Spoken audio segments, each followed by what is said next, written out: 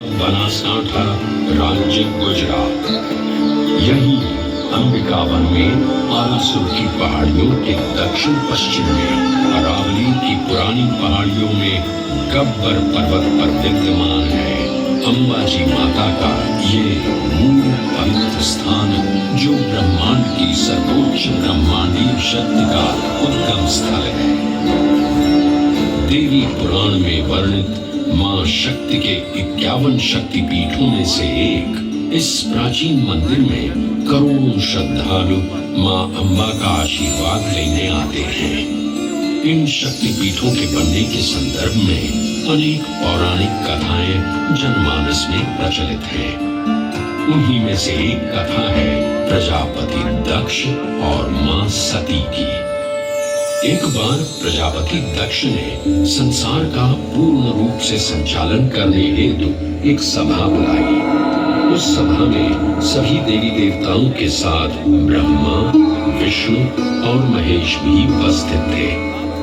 प्रजापति दक्ष के आगमन पर सभी उपस्थित देवताओं ने अपने स्थान पर खड़े होकर उनका आदर किया, परंतु भगवान शिव ने ऐसा नहीं किया। इस बात से क्रुद्ध होकर महाराज दक्ष ने कहा, शिव, मेरे आगमन पर सभी उपस्थित देवताओं ने अपने स्थान पर खड़े होकर मेरा अभिनंदन किया, लेकिन तुमने ऐसा न करके मेरा अपमान किया है। तुम जैसे मुंडधारी, गले में नाग को लपेटे, शरीर पर शमशान की भस्म लपेटे प्रेत को तो इस सभा में बुलाना ही नहीं चाहिए था। परंतु मेरे दामाद होने के कारण तुम्हें इस सभा में बैठने की अनुमति होगी। ये सब ज्ञात होते हुए भी तुम्हारा यह दुर्व्यवहार हमें स्वीकार नहीं है। हे प्रजापति, अगर आपको ऐसा लगता है कि मैंने खड़े न होकर आपका अपमान किया है, तो मैं क्षमा प्रार्थी हूँ। आप मेरी अर्धांगिनी सती के पिता हैं। मैं भला आपका अनादर कैसे कर सकता हूँ? मेरे हृदय में आपके लिए सदैव आदर एवं प्रेम ही है। तुम अपने प्रपंचों से मेरी पुत्री सती को भ्रमित कर सकते हो शिव, परंतु मुझे नहीं। मैं अभी तुम्हें इस दुराचार का दंड दूंगा। जाओ, मैं तुम्हें श्राप देता हूँ शिव कि इस संसार में अब जब भी कोई यज्ञ का आयोजन होगा, तुम सभी यज्ञों से बहिष्कृत रहोगे। तुम्हें किसी भी यज्ञ में पूजा नहीं जाएगा। प्रजापति दक्ष के इस श्राप से तो मानो जैसे पूरे संसार में पूजा पाठ करना ही निषेध हो गया था। शिव की आराधना किए बिना भला कोई यज्ञ कैसे आयोजित कर सकता है? तब नारद मुनि अपने भ्राता दक्ष को समझाने उनके पास पहुंचे और उनसे कहा, नारायण नारायण भ्राता दक्ष, क्रोध के वशीभूत आपने तो देवों के देव महादेव को ही श्राप दे दिया। ऐसा लगता है कि संसार में ना तो अब पूजा पाठ होंगे और ना ही यज्ञ होंगे, क्योंकि महादेव की आराधना किए बिना तो सब पूजन विधान अधूरे ही रहेंगे। यह केवल आपका भ्रम है भ्राता नारद, केवल भ्रम। आपको और समस्त संसार वासियों को अगर ये भ्रम है कि उस अघोरी शिव के बिना पूजा पाठ या यज्ञ नहीं हो सकते, तो मैं स्वयं ही एक यज्ञ का आयोजन कर सभी की शंकाओं पर पूर्ण विराम लगा दूंगा। नारायण नारायण नारायण। प्रजापति दक्ष ने कनखल में एक उत्तम यज्ञ का आयोजन किया। उस यज्ञ में सम्मिलित होने के लिए प्रजापति ने ब्रह्मा, विष्णु, इंद्र एवं सभी अन्य देवी देवताओं को आमंत्रित किया, परंतु अपनी बात सिद्ध करने हेतु उन्होंने भगवान शिव और सती को निमंत्रण नहीं भेजा। जब सती को ये ज्ञात हुआ तो वो स्वयं ही यज्ञ में सम्मिलित होने एवं अपने पिता से मिलने कनखल जा पहुंची। सती को देखकर प्रजापति दक्ष क्रोधित हुए और उन्होंने अपनी ही पुत्री का नमस्कार करते हुए कहा, जब तुम्हें और तुम्हारे शिव को निमंत्रण ही नहीं दिया गया तो तुम इस यज्ञ में क्या करने आई हो सके? यह उत्तम यज्ञ है। जाओ, यहाँ तुम्हारी या तुम्हारे शिव के लिए कोई स्थान नहीं है। पिताश्री, आप मेरे स्वामी शिव की निंदा बंद करें। आप ऐसा सोच भी कैसे सकते हैं कि बिना शिव की आराधना किए कोई यज्ञ सफल भी हो सकता है? अगर आप ऐसा सोचते हैं तो यह आपकी बहुत बड़ी भूल है पिताश्री, बहुत बड़ी भूल। भूल? कैसी भूल? इस यज्ञ में जिन देवताओं को उपस्थित होना चाहिए था वे सभी यहाँ उपस्थित हैं। यहाँ संसार को भ्रमित करने वाले तुम्हारे अघोरी शिव की कोई आवश्यकता नहीं है। पिताश्री, मैं फिर कहती हूँ कि शिव निंदा बंद करें। मुझे लज्जा आती है ये कहने में कि मैं आपकी पुत्री हूँ। मैं अब इस देह में रहकर आपकी पुत्री बनना अस्वीकार करती हूँ। मैं अभी इस अग्निकुंड में कूदकर अपनी देह का त्याग करती हूँ।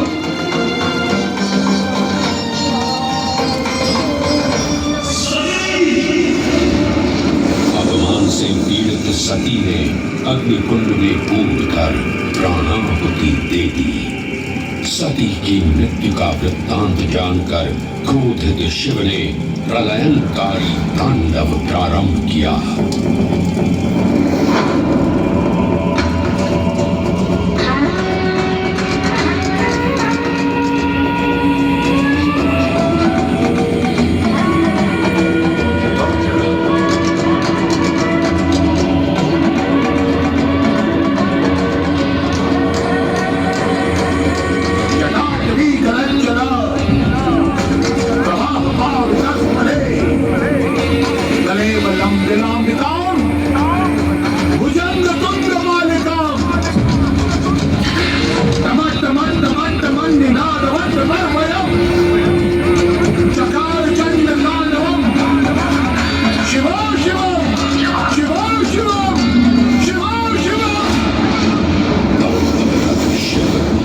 स्थल पर पहुंचे और सती की दिव्य देह को अपने हाथों में उठाकर चारों दिशाओं में विचरण करने लगे। पृथ्वी समेत तीनों लोक व्याकुल हुए तो भगवान विष्णु ने अपने सुदर्शन चक्र से सती की दिव्य देह को 51 भागों में विच्छिन्न कर दिया।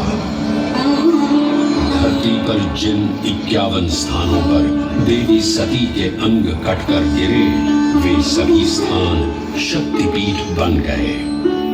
तंत्र चूड़ामणि में वर्णन मिलता है कि देवी सती का हृदय गब्बर पर्वत पर इसी स्थान पर गिरा था जहां आज ये प्राचीन मंदिर स्थापित है। 999 सीढ़ियां चढ़ने के बाद भक्त गब्बर पर्वत की चोटी पर पहुंचते हैं जहां मां अंबा की अखंड ज्योत जो सदियों से प्रज्वलित है श्रद्धालु उसके दर्शन करते हैं। इस प्राचीन मंदिर में ये मंदिर अपनी सुंदर वास्तुकला एवं भारतीय पारंपरिक संस्कृति के लिए भी व्यापक रूप से प्रशंसित है। अद्भुत नक्काशी से परिपूर्ण इस मंदिर के 103 फीट के शीर्ष पर एक स्वर्ण कलश स्थापित है। ये स्वर्ण कलश आरासुर पहाड़ियों की खदानों से लाए हुए संगमरमर से बना है जिसे सोने से मढ़वाया गया है। हवा में लहराता मां अंबाजी का ध्वज और उसके साथ राजसी त्रिशूल भी मंदिर के शीर्ष पर सुशोभित है। ये भारत का एकमात्र शक्तिपीठ है जहां लगभग 358 स्वर्ण कलश मंदिर की शोभा बढ़ा रहे हैं। देवी शक्ति को ब्रह्मांड के सर्वोच्च नियंत्रक के रूप में माना जाता है। श्री आरासुरी माता अंबाजी के निज मंदिर में देवी की कोई मूर्ति या चित्र नहीं है, बल्कि मंदिर की भीतरी दीवार ऐसी एक गुफा है जिसमें संगमरमर से निर्मित एक पवित्र वीशा यंत्र स्थापित है। ये भी मान्यता है कि ये वीशा यंत्र नेपाल के मूल यंत्रों और उज्जैन शक्तिपीठों से भी जुड़ा हुआ है। इस वीशा यंत्र में इतना तेज है कि इसकी पूजा यहाँ के पुजारी आज भी आंखों पर पट्टी बांधकर करते हैं। निज मंदिर के पवित्र गोख में विराजमान देवी शक्ति को एक दिन में 3 रूपों में सजाया एवं पूजा जाता है। प्रातः काल में मां अम्बे के बाल्य रूप को प्रसाद के रूप में बाल भोग के साथ पूजा जाता है, तो दोपहर को सोने के थाल में राजभोग प्रसाद के साथ यौवन रूप की पूजा की जाती है। सायंकाल में सायं भोज के साथ प्रौढ़ रूप में उन्हें पूजा जाता है।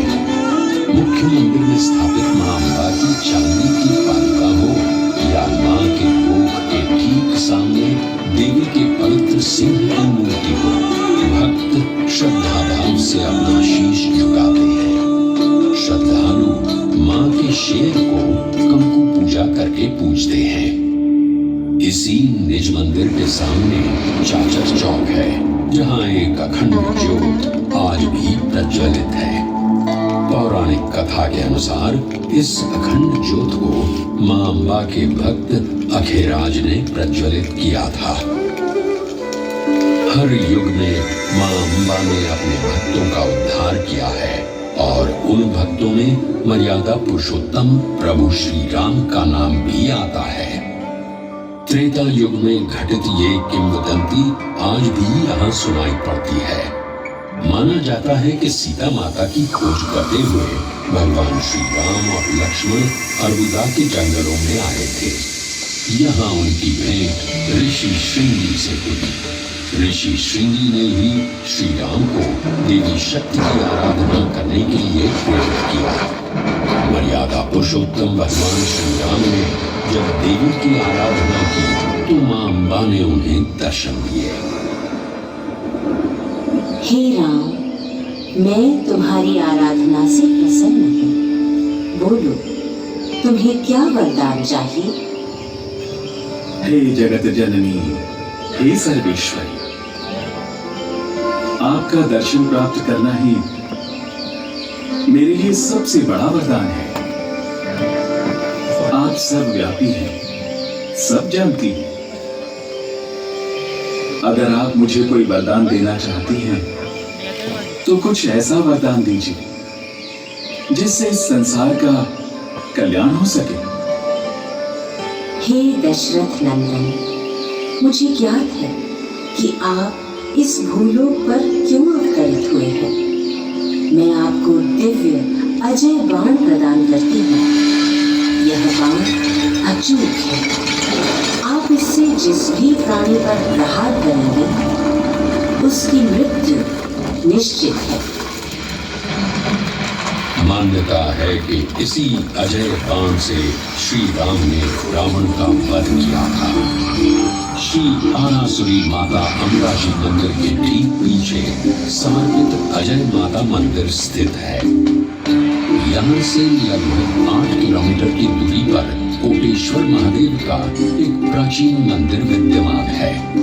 आज भी ऐसा विश्वास है कि रामायण की रचयिता महर्षि वाल्मीकि का एक आश्रम इसी स्थान पर स्थापित था।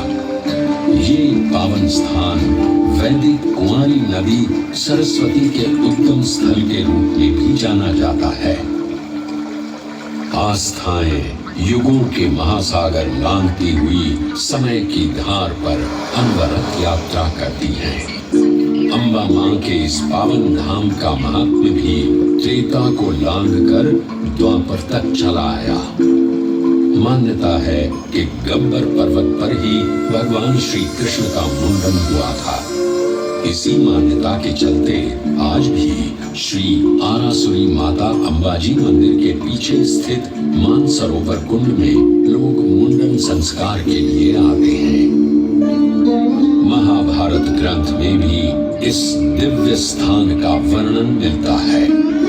ऐसा कहा जाता है कि राजकुमारी रुक्मिणी रुक्मिणी ने भाद्रपद की पूर्णिमा के दिन गब्बर पहाड़ी पर श्री कृष्ण से विवाह करने के लिए मां अम्बा की आराधना की थी। मां अम्बा ने प्रसन्न होकर उन्हें श्री कृष्ण की अर्धांगिनी होने का आशीर्वाद दिया था। ऐसी मान्यता है कि इस प्रसंग के पश्चात ही इसी दिव्य स्थान पर पहली बार नवरात्रि पर्व गुजराती गरबा शैली में मनाया गया था।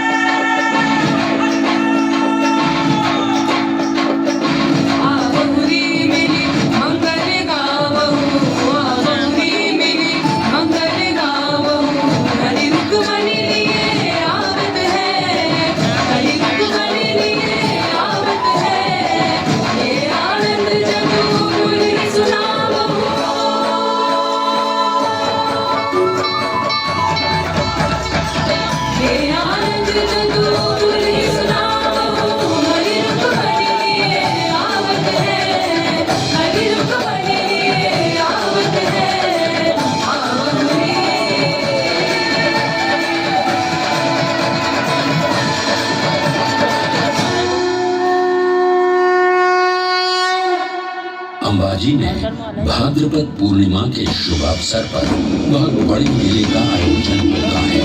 7 दिन तक चलने वाले इस मेले के दौरान देश विदेश से आने वाले श्रद्धालुओं का आंकड़ा 25 से 30 लाख तक पहुंच जाता है। इस अवसर पर पूरे मंदिर परिसर और अंबाजी गांव का श्रृंगार किया जाता है। इस मेले के अलावा यहाँ लाखों श्रद्धालु कार्तिक सूद, पौष सूद पूनम, चैत्र नवरात्रि, श्रावण वद अमावस्या, आश्विन सूद नवरात्रि जैसे पावन त्योहारों पर आयोजित मेलों में भी मां अम्बा के दर्शन करने आते हैं। गुजरात पवित्र यात्रा धाम विकास बोर्ड, गुजरात सरकार एवं श्री आरासुरी अंबाजी माता देवस्थान ट्रस्ट हर वो सफल प्रयास कर रहा है जिससे इस देवस्थान की गरिमा उत्तरोत्तर बढ़ती जाए।